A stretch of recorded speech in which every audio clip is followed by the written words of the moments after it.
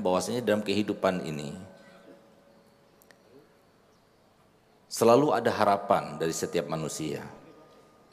Harapan kita itu sebenarnya akan bisa terlaksana dan terrealisasi dengan dua hal.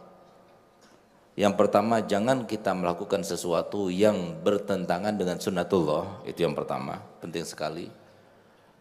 Yang kedua adalah harus menggunakan media yang sudah disediakan Allah Subhanahu wa taala. Yang pertama adalah jangan sampai kita itu melakukan sesuatu yang diharamkan, dilarang oleh Allah taala. Itu artinya sunnatullah untuk kita mencapainya.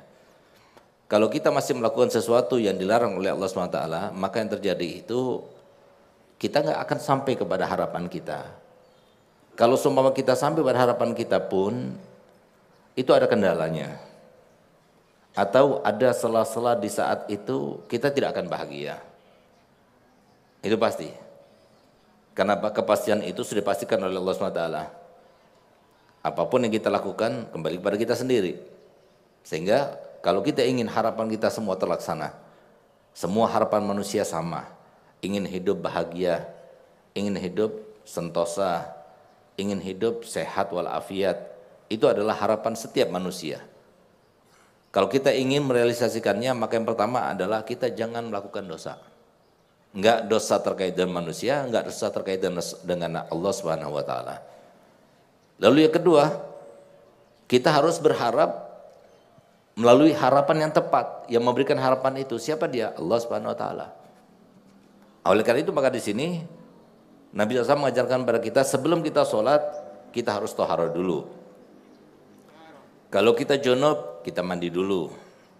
Kalau kita berhadas kecil maka kita harus berwudu dulu dan begitu seterusnya. Itu semua kalau kita ada najis di dalam badan kita harus dibersihkan dulu disucikan dulu daripada najis itu. Itu semuanya adalah memberikan pelajaran pada kita. Begitulah kalau kita ingin merealisasikan harapan kita. Karena semua harapan itu mungkin ada yang terlaksana walaupun dari yang non muslim misalnya. Tapi harapan sesungguhnya untuk merasa bahagia dari hati kita nggak bakal terlaksana. Silahkan dibuat sebuah penelitian bahwasanya mereka yang punya harta yang melimpah, jabatan yang sangat tinggi, pengaruh yang sangat luas dan besar, kalau dia tidak melalui dua tahapan tadi, yaitu menjauhi segala macam dosa, dan yang kedua berjalan melalui sumber harapan itu yaitu Allah Subhanahu wa taala, kita berdoa kepadanya, maka tidak akan kita dapatkan harapan itu sempurna, tapi ada sesuatu yang mengganjal. Sesuatu yang belum terlaksana seperti harapan kita. Kebahagiaan itu belum ada. Ya mungkin harta benda kita dapatkan. Mungkin jabatan kita dapatkan. Mungkin apapun yang kita inginkan kita dapatkan, tapi kebahagiaan beriringan dengan itu tidak kita dapatkan.